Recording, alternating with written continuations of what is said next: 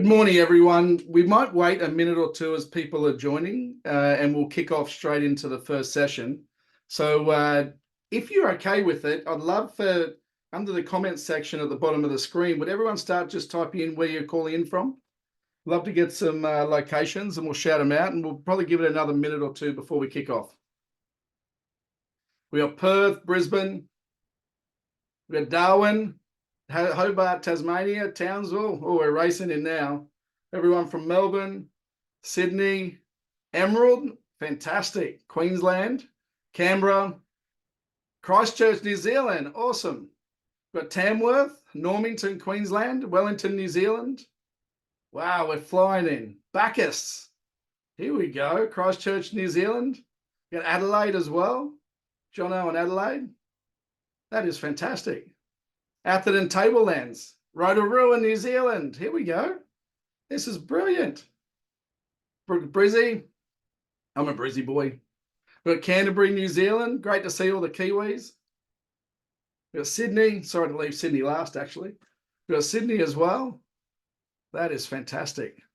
We'll have to go through a couple. We've got Lismore, Alison. I'm actually from Grafton, Alison. So very familiar with the area. I've got Auckland as well. Oh, this is awesome. Napier. Wow. Thank you very much, team, for doing that. That's very cool. We'll take some of that, and we'll definitely have a shout out to the geography side of this, because we've got an incredible lineup for you. And I will kick in now as we launch the 2024 Australian CFO Summit. So a very warm welcome to you all. The team at Wheel are incredibly excited to be hosting this event for the third year in a row. And we value the feedback you've given us. And our goal today is make this a bigger and better event. And we hope you feel that throughout the day. My name is Martin Jagers. I'm the Chief Revenue Officer at Wheel.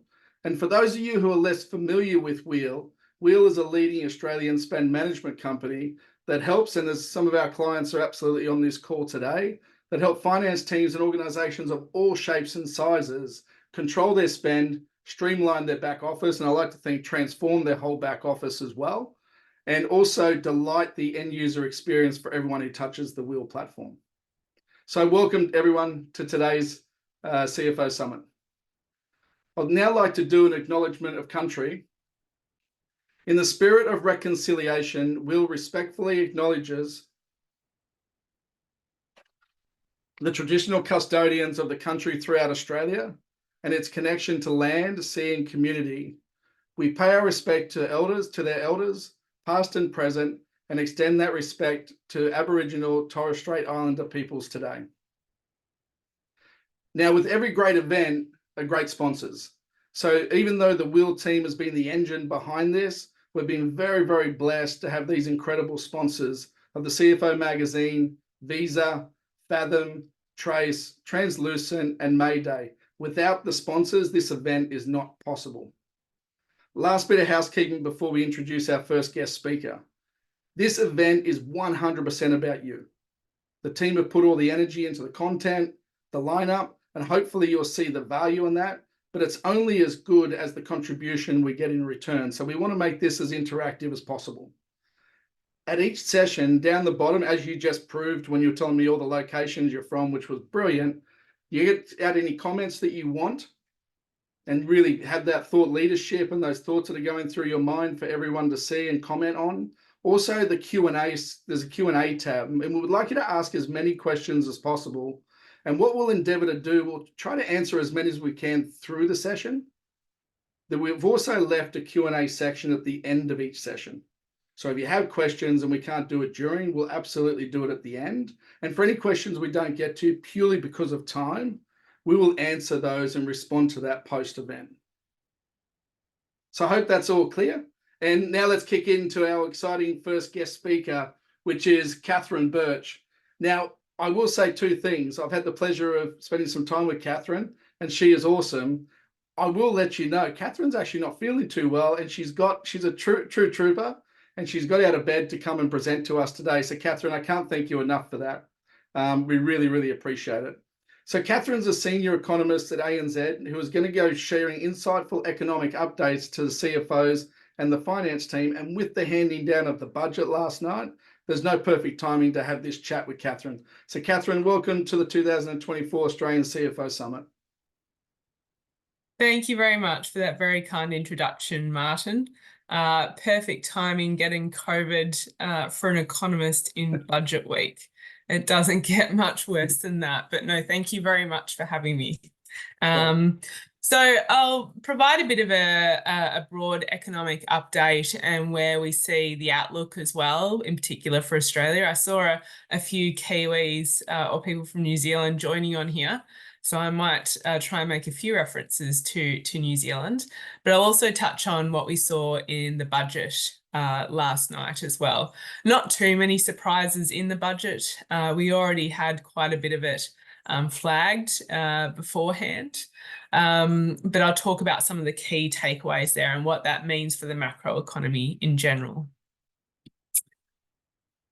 So I'll start sort of with the rate side, because I know we'll have a lot of CFOs on this call. So rates are obviously something that you'll be very focused on. So up front, our view on the RBA is that we see rate cuts start in November, but there will only be 3 rate cuts this cycle. So it will be a very shallow easing cycle compared with what we've seen through history.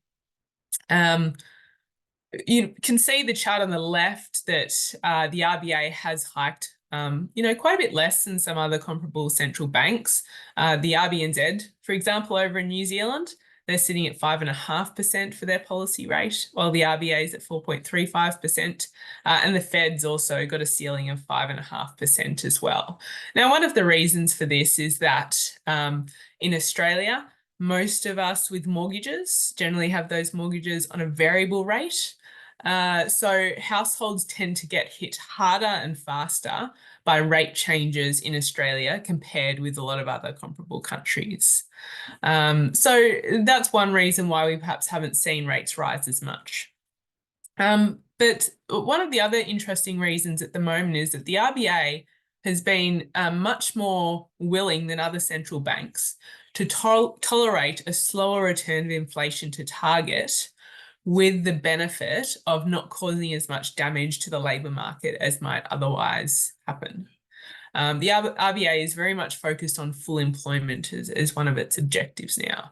Now, you can contrast this with the RBNZ, which last year was talking about having to engineer a recession, forecasting unemployment to rise 2 percentage points, with this one-eyed focus on bringing inflation down. So the different central bank stances have really added to, or I guess explained some of those differences in how much tightening we've actually seen. But we know that the cash rate of 4.35% in Australia at the moment, that is restrictive. You can see in the chart on the right that real household spending per capita, so per person, has been falling for 5 quarters. And that will fall again, or most likely fall again, in the Q1 data that we'll get in early June. But we know that the RBA is also being helped by the government. You can see the chart on the left. Household incomes are really being squeezed, and it's by 3 things. 1, higher rates, and you can see that in the dark blue line on the chart there. That's your interest paid as a share of overall workers' income. But also income tax, which is the light blue line. So you can see that income tax has been taking out a greater share of our incomes as well, compared with where it was a couple of years ago. And that's largely through things like bracket creep. But the third thing we know has been really squeezing household incomes is inflation too. So these 3 things, higher rates, higher income tax, higher inflation, have all been contributing to discourage household spending, slow down that growth, and help to try and bring that demand and supply imbalance back into balance. That demand-supply gap is really what's been driving inflation. But the thing is, we think that all 3 of those things, inflation, rates, income tax, they're all turning around this year. So now we've got inflation at 3.6% on the headline measure. That's sitting below wage growth now. So we're actually seeing a return to positive real wage growth. And so that should see household purchasing power improve through this year. We've also got the tax cuts coming through from the 1st of July. This was already very well telegraphed before we saw the budget last night. And we estimate that those stage 3 tax cuts will add about 1.2 percentage points to household spending in that first 24-25 financial year. We also saw some additional cost of living measures in the budget last night. We saw things like energy bill relief for households, $300 per household, $325 each for small businesses, additional rent assistance as well, some changes around medications and those prices. So putting that all together, that will probably add to GDP growth of around 0.25% to 0.5% in that 24-25 financial year. We'd already factored that in. So that was a nice to know that what we were expecting for 24-25, that came in largely as expected. So we're not changing our near-term economic forecast on the back of the budget last night. The third thing is inflation. The third thing is rates. I've already said inflation, I've said tax cuts. The third thing is rates. And as I said, we are expecting that rates will start to decline from November, but only a little bit. And I'll talk about some of the reasons why we think November and what will be contributing to that. Probably just as a bit of a background, we think that the RBA is going to want to see how households actually respond, particularly to those tax cuts, but also to the improvement we're seeing on the inflation side and the real income growth side as well, before they think about cutting. Worst case scenario for the RBA is they think that inflation is getting back to target, they start cutting, and then actually demand picks up again, supply can't catch up, and so this gap widens and inflation actually picks up again. That's certainly a scenario that the RBA would want to avoid. So that's why we think they're going to wait longer until they see how households are responding to that. But the other factor is, of course, inflation. And we've had a bit of a bumpy ride with inflation. Yes, overall, it has been coming down significantly. We're down to 3.6% on the headline measure, a bit higher on trimmed mean, but well down from that almost 8% peak that we saw in late 2022. But you can see from these charts that it's been quite a bumpy ride down, but we really need to look at the details as well. In particular, what's been driving that disinflation? Disinflation, I mean the slowdown in inflation. You can see the chart on the left. It's really been what we call tradables inflation that has weakened significantly and has been driving down overall inflation. What I mean by tradables, things that we trade with the rest of the world. So food, clothing and footwear, household goods, electronics, that sort of thing. And these things, the prices for them are much more driven by what's going on with global supply chains, global economy, commodity prices, that sort of thing. So the RBA doesn't have a whole lot of control over that. And you can see the chart on the left, tradables inflation is that light blue line. You can see how volatile it is over time. So you can't rely on that being weak forever. The things that the RBA has a bit more influence on in general is the non-tradables inflation. Non-tradables are things that, as it sounds, we don't really trade so much with the rest of the world. They're things like rent, haircuts, childcare, domestic holidays, going out to a restaurant, these sorts of things. And they're more affected by what's going on with demand and supply in the Australian economy, what's going on with labour market and wage growth, domestic policy settings, including fiscal.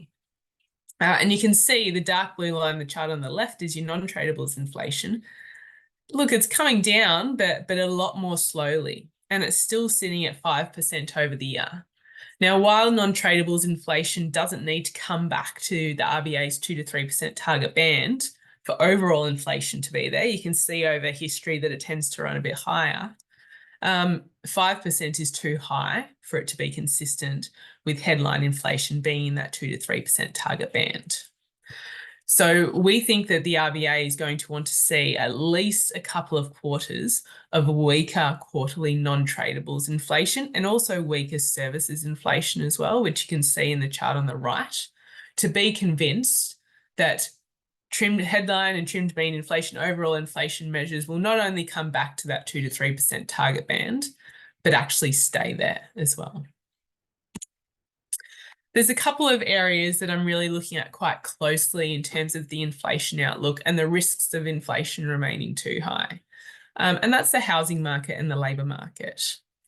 You can see the housing market on this slide, where we're seeing that rents are running very high, almost 8% in the CPI over the past year.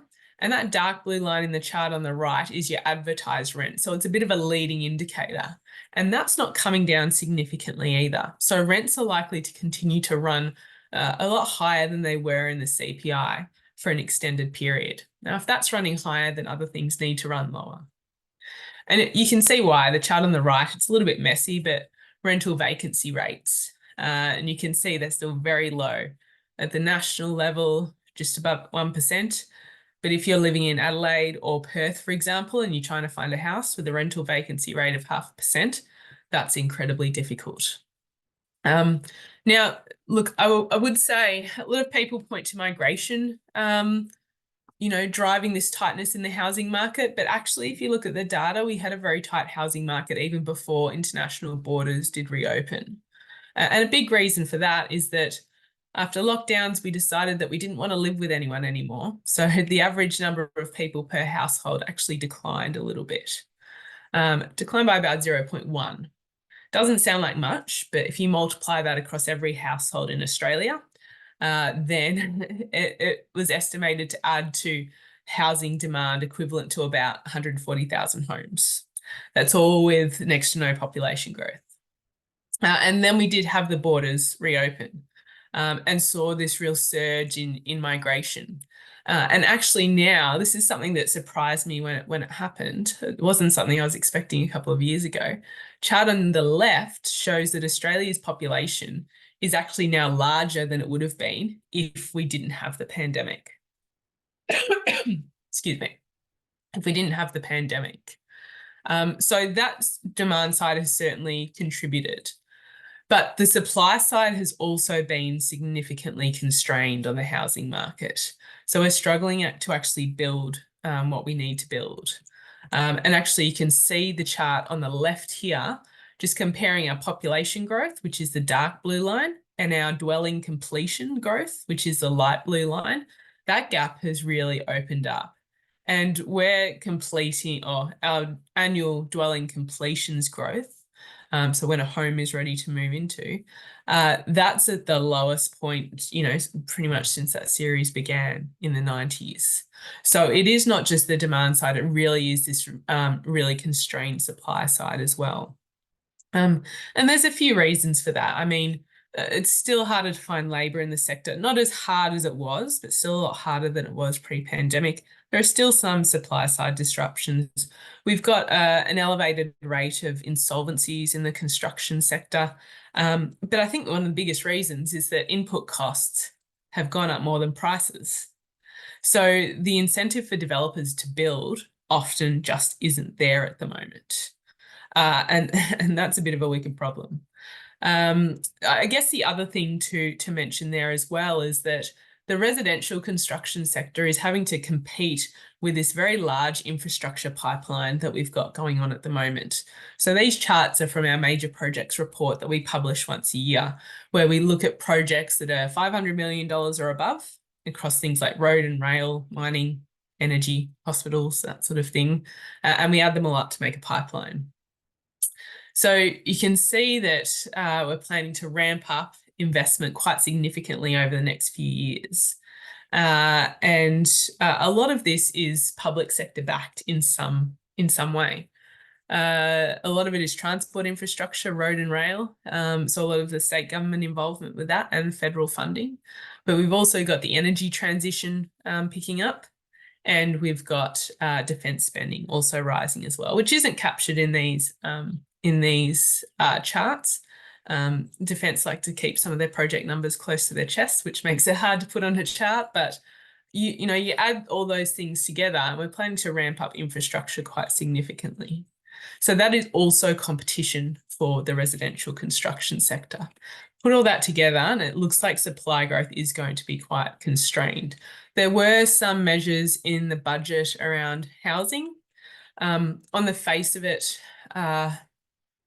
some things might help ease things at the margin, but there's potential for some also additional demand as well. So it's hard to see it really shifting the dial materially on that first look.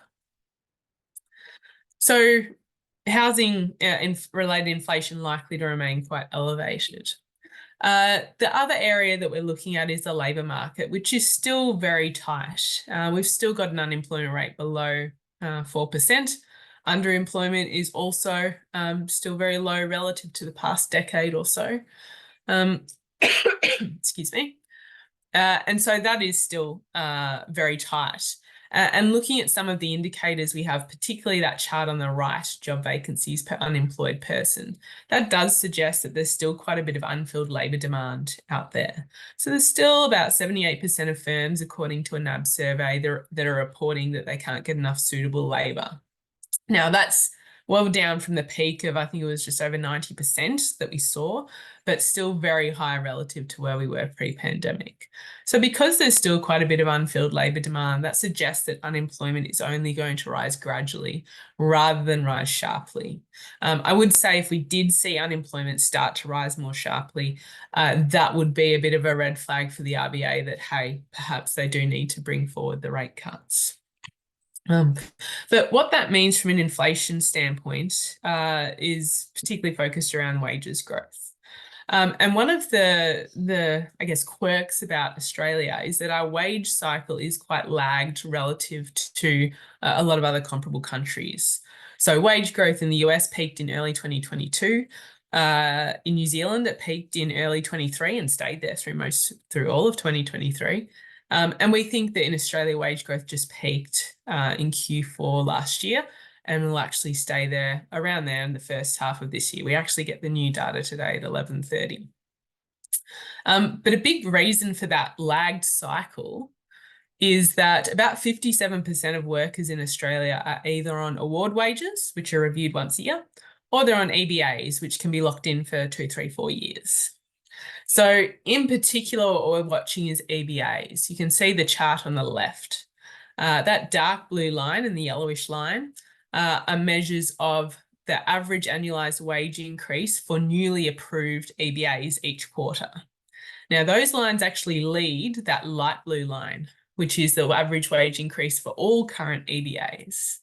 So there are a lot of workers who have been on the same EBA for the last few years, so haven't actually seen an increase in or larger wage increases reflecting that higher inflation, tighter labour market that we've had over the past few years. So as workers continue to roll onto new agreements that will have larger wage increases, that will continue to put upward pressure on wage growth, even as we get downward pressure from elsewhere. So we'll keep it quite elevated. So what that means overall is that inflation, or the inflation is not going to slow as much as it would otherwise if wage growth was also easing and we saw an earlier peak. Also have to note though that because of that lagged wage cycle, the peak in inflation in Australia is lower than it otherwise would have been. The RBA has been, I guess, focusing quite a bit on labour costs recently, and they have, in their latest statement that we saw last week, I think it was, excuse me, their wording had changed a little bit around the wages scenario. So now they're talking about the current pace of wage growth not being consistent with inflation being in the target band at the current pace of productivity growth. You can see the chart on the right. We've got that labour productivity there, where labour productivity is picking up. I should go back. There's a bit of a rule of thumb where you say, look, if you want inflation running at the midpoint of the target band, so 2.5%, and you're running productivity growth of about 1%, then you can run wage growth at 3.5%, and that'll all be consistent. So the RBA has been talking about, well, we need productivity growth to pick up to its long run average for it to be consistent, for higher wage growth to be consistent with inflation at target. Look, productivity growth has been picking up the last couple of quarters, productivity actually overall. But look, a lot of that has reflected some reduced hours worked in the labour market, which is largely how the loosening is coming through. But I'm a little bit sceptical about how much that continues to pick up and whether we can get back to the long run average on a sustained basis. I don't think that's going to happen.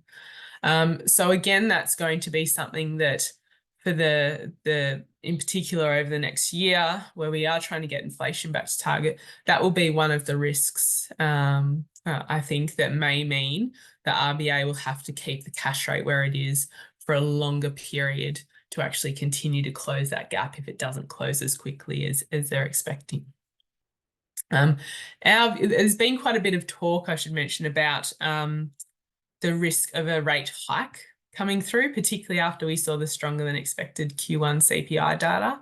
Look, you can't write off the risk of another hike. We think it's a pretty low probability. We think that the RBA would prefer to just keep the cash rate where it is, where it knows it's restrictive, on hold for a longer period. So when we saw that Q1 CPI data, our view is that, look, we're sticking with November as the central scenario for when rate cuts start, but the risks to either side have probably tilted more towards a later start, so in 2025, if we're not seeing that non-tradables and services inflation come down in Q2 and Q3 enough. I might just talk about one of the other risks as well that will potentially come out of or I guess could be influenced by the budget last night too. So I've talked about how households have been squeezed, but we're expecting that that household spending will start to pick up in the second half of this year on the back of improved purchasing power, on the back of those tax cuts as well, and on the back of sort of the thinking that they've gotten through the rate hikes. I guess one of the risks there, and we've sort of seen this risk rise since that Q1 CPI data, is that, you know, households for quite a while they were thinking, okay, rate hikes are done, next move will be down. And then we got the stronger than expected data, CPI data. And households went, oh, you know, there was a lot of media reports about the potential for a rate hike. So I think a lot of households went, oh, okay, maybe we're not past the worst of it yet. And we've actually seen that in our consumer confidence data, which was at the lowest point for this year, just last weekend. So now we've had the budget last night. There was probably a bit more spending, not in the 24-25 financial year, but further to that. A bit more spending, net spending, than we were expecting. So I know some of the coverage this morning and last night has talked about some of the potentially inflationary aspects of the budget. So this could really make households go, okay, we actually need to keep buckling down. Even if we get even with the tax cuts coming through and other relief, we need to actually save quite a bit of this because we're not sure we're past the worst of it. Now, our forecasts are predicated on household spending a fair chunk of the tax cuts, not all of it, but a fair chunk. But the more that households save rather than spend, the less household spending and the less economic activity will pick up in the second half of this year. And that could mean that we do see rate cuts from the RBA earlier than they otherwise might be. I would say, though, we're still seeing, even though households have certainly reined in their spending, particularly on the discretionary side, you can see the chart on the right, we're really not spending too much on household goods at the moment. But we're still, you know, chart on the left, we're still spending quite a bit on dining and takeaway, excuse me, spending. Relative to what we would have been if pre-pandemic trends had continued, which is that shaded area there. So we're still, you know, going out for brunch or going out for a coffee or that sort of thing. We can still fit that in, but some of the major purchases, that's where we've really pulled back on. But most households are still able to muddle through. We're still actually adding an aggregate to savings. And if you look at the chart on the right, we've actually been increasing excess payments on mortgages over Q3 and Q4 last year, which seems counterintuitive given the 425 basis points of rate hikes that we saw.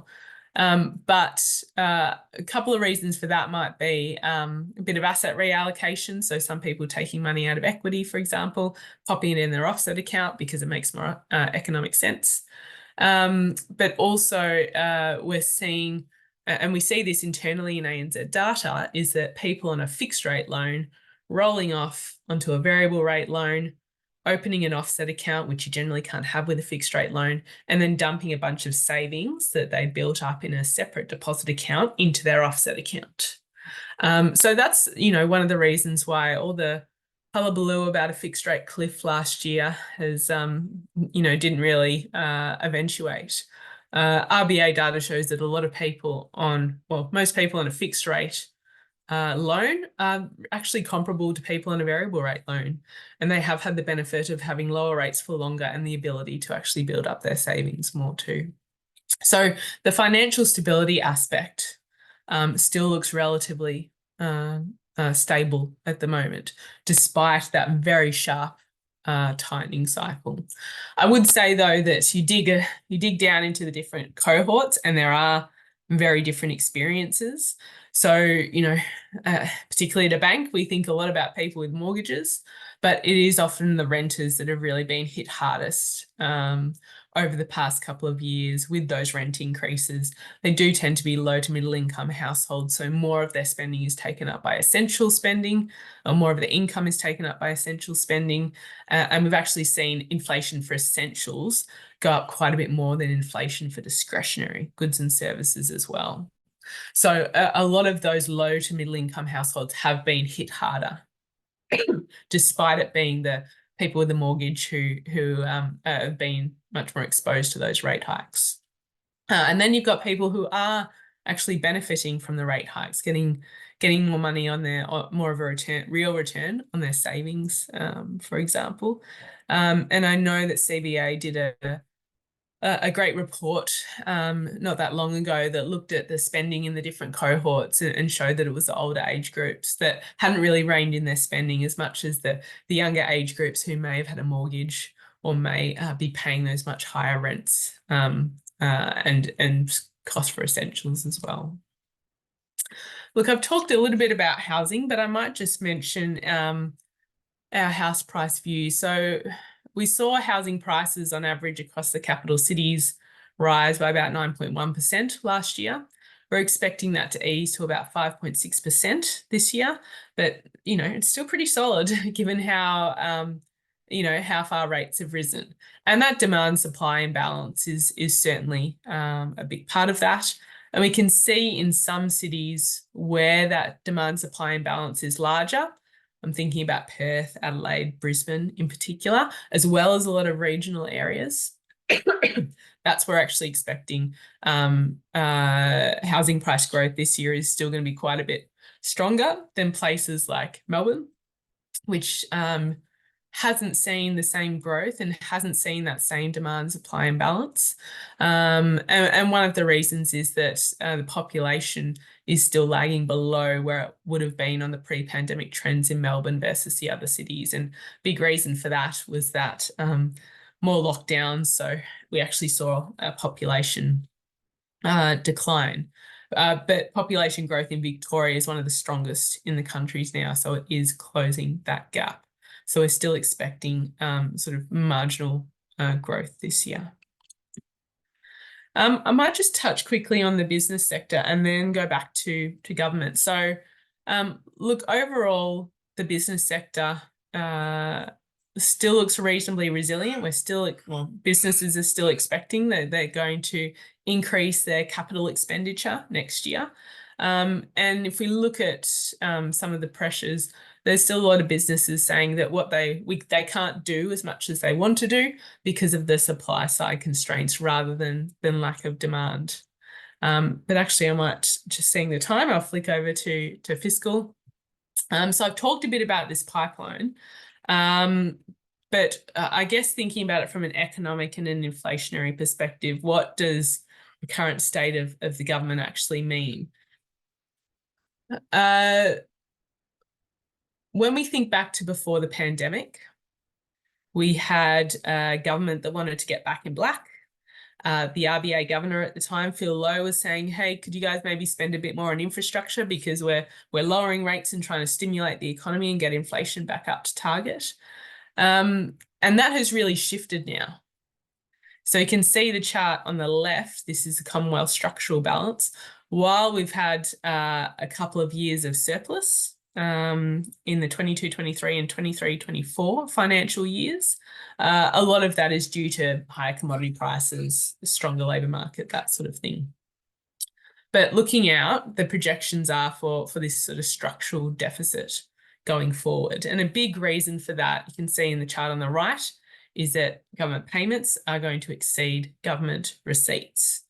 So we've got a very still, an economy that's a bit out of balance. Our demand is still running ahead of supply. Our labour market is still very tight. And yet we've got the government that is adding more spending into the economy. That's a trend that we're seeing not just in Australia, but in a lot of other countries as well. So you can see the chart on the left is your US budget balance. Again, the US economy has been remarkably resilient. We're still seeing real GDP per capita rise in the US, whereas it's falling pretty much every other OECD country. And yet we've still got this significant spending, much more spending than you would usually expect in an economy like that with the labour market so tight. And that's projected to continue forward. Not only things like the Inflation Reduction Act, so very significant industrial policy we've got over there, but also, those structural pressures like health and education, ageing population and defence is a big one, and interest costs is also a big one as well. So we've got government spending a lot more and also investing a lot more as well. And I'll go back to this infrastructure pipeline too, because it's not just Australia, it's the globe it's globally are all trying to build out infrastructure, particularly around the energy transition, particularly around defence. And we're all trying to build this out at the same time. And it's hard for too many countries or too many economies to take a real backward step, because most countries have committed to emissions reduction targets, and most countries think that it's in their interest to lift their defence spending as well at the moment during a period of heightened geopolitical tensions. So you put all that together, and globally we're all competing for this limited supply of labour and materials and equipment. And so, we look at that and go, that's a more inflationary environment than we have been in the past. What does that mean for rates? Well, if inflation is naturally running higher, then your interest rates are naturally going to be running higher as well. Now, that's a big reason why we only see 3 rate cuts for the Australian economy. So getting to 3.6% by mid next year and then being on hold. And we also see relatively shallow easing cycles for most other major economies as well because of this. The neutral policy rate is now a lot higher than it was. By neutral policy rate, I mean it's neither stimulating nor restricting the economy. So you can run it at that neutral rate and things should bubble on, all else equal, all else equal. That is a lot higher. Because that neutral rate is a lot higher, central banks aren't going to need to cut as much. So this is going to be a very different environment from what we were seeing before the pandemic, with that secular stagnation of low growth, low inflation, and governments have been a big part of that. I'll leave it there and open up to questions. Yeah, so Catherine, we've got a first of all, unbelievable. Thank you very much for that. Very insightful. We do have a couple of questions that I'll ask. And then just before I do ask the questions we've got, if you want to ask any more questions now, pop them in the Q&A. The first question is, what is your medium-term interest rate outlook? On hold at 3.6%. So I should preface it with, we don't really do long-term forecasts. It's hard enough to forecast next month, let alone, 5 years down the track. So our forecasts only go out to the end of next year. But we are expecting that neutral cash rate will be sitting at around 3.5%, maybe a little bit higher now. So we'll be consistent with where we see the cash rate actually falling to 3.6%. Coming back to that neutral territory rather than the RBA actually having to stimulate the economy, which is usually what we see during these cycles. After central banks tighten, they over tighten, and they need to stimulate because they, sometimes they start, it tips the economy into recession or a real slowdown. That's not really the case we're seeing this time, and the fiscal side is a big part of that reason.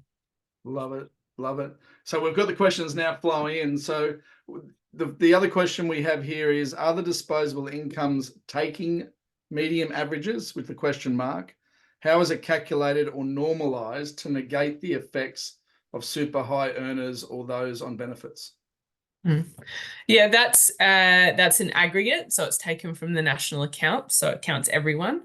So you would see, well, I guess there's two things to consider if we're thinking about the different cohorts.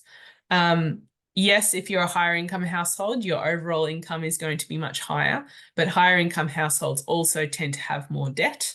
So the net interest payments also tends to be higher as well when we're talking about taxpayers.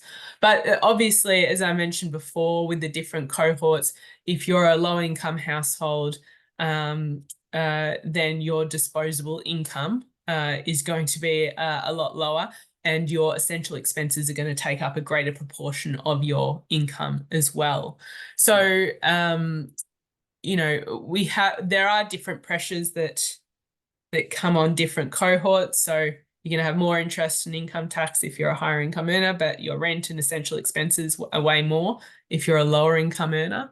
I guess if we're thinking about it from a low income household perspective, the really positive thing that we've seen is the labour market being so tight. And I think this is a key reason why the RBA has been focusing on that.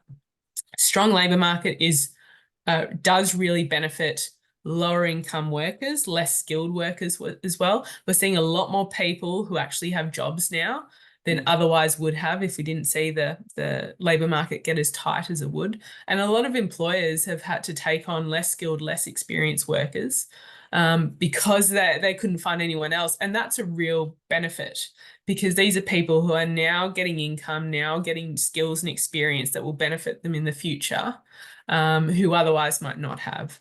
And we've also seen, or there's also anecdotal evidence so far of people with other barriers, for example, having a disability, or women with caring responsibilities as well, have really benefited from this tight labour market. Yeah. Okay. Thank you for that. And what is your they're coming in, the questions are coming thick and fast, so I hope we get through them, but we might not be able to. But what is your forecast for the AUD and USD exchange rate? Good question.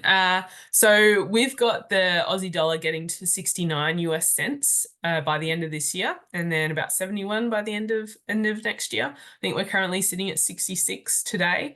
But really, it's been a story about US dollar exceptionalism. You can see the chart on the left. Dark blue is your Aussie US exchange rate. Your light blue is Aussie versus the trade-weighted basket of industry. So the currencies for the countries with which Australia trades. So really, it's just been the US dollar strength has just meant it's appreciated against pretty much all currencies. And a big part of that is that when people are worried about inflation, well, they think that the Fed is going to raise rates or keep them higher for longer, which means there's more demand for the US dollar. And then when people are worried about recession or geopolitical issues, the US dollar is a safe haven asset. So again, that boosts demand for the US dollar. Yeah. So once we start to see the Fed easing, we think that we'll see some of the more usual drivers of currencies come to the fore, and the Aussie dollar gradually appreciate against the US. Fantastic. How do you see the higher for longer interest rate environment impacting small businesses? Yeah, it's been quite interesting what we've seen in the business side. There's obviously a more elevated rate of insolvencies at the moment, and we're seeing that spread to things like hospitality and professional services, not just construction. So some of those smaller SMEs as well. But, we're still seeing in the aggregate business sector, including in some of the SME surveys, NAB does a really good one. I've really been plugging the other banks' reports today, but NAB does a great SME survey as well, that's showing, look, there are certainly some challenges. But costs and supply are still sort of the bigger challenges rather than demand. And I guess where we see some of the resilience is that a lot of businesses, as well as households, have actually been able to strengthen their balance sheet and build up their buffers over the past few years. So while we're seeing, we are seeing more insolvencies and insolvencies pick up, but we're also seeing new entrants into the business sector pick up as well. So there is quite a bit of churn, which can happen after the volatility we've seen over the last few years. And I guess the best outcome will be if we see those more productive, more competitive small businesses actually get ahead. And, it sounds harsh, but it's not the worst thing in the world if some of those less productive, less competitive businesses actually exit the market, because then they can release resources to more productive, more competitive firms that will mean that overall we get that boost. Yeah. Well, because there's about 3 or 4, actually 5 or 6 extra questions here. We're actually only got time for one more. So I'll ask this one because there's some great questions around IPOs, the lowest level on the exploration side. There's great questions, comparison Australia and New Zealand. So I think we're going to have to come back to you on those questions. Just the last question I've got for you here is, what does she apologize? What do you predict will be the increase in the minimum wages at 1st of July? Good question. We haven't actually published an explicit prediction yet. We sort of wait until all the submissions have come in. But I do think it will be smaller than it was last year, potentially materially smaller for the award wage in particular, rather than the minimum wage per se. And the reason I say that is that pretty much across the board, from business groups and from unions and social services and that sort of thing we're seeing, the submissions we get from them, where a lot of them recommend a specific increase or no change, they're across the board smaller than they were last year. Yeah. So there's this recognition that inflation has come down. The labour market is not as tight. But as in the government submission, they are very aware that we do need to make sure that the lowest income workers do have that support. So lower than last year is what I'll give you there. Okay. Hey, Catherine, do you want to talk about these subscriptions and listen to 5 and 5? Oh, I mean, thanks for letting me give the plug. But if you are interested, the QR code on the left, you can subscribe to our publications if you are an ANZ client. But anyone can subscribe to our podcast, which is out daily, with the QR code on the right. Thanks, Martin. Yeah, fantastic. Catherine, we cannot thank you enough for getting out of bed and sharing this special time with us. So that was incredibly valuable. So thank you very much for joining us today. Thanks so much for having me, and I hope everyone enjoys the rest of the day. Thank you. Fantastic.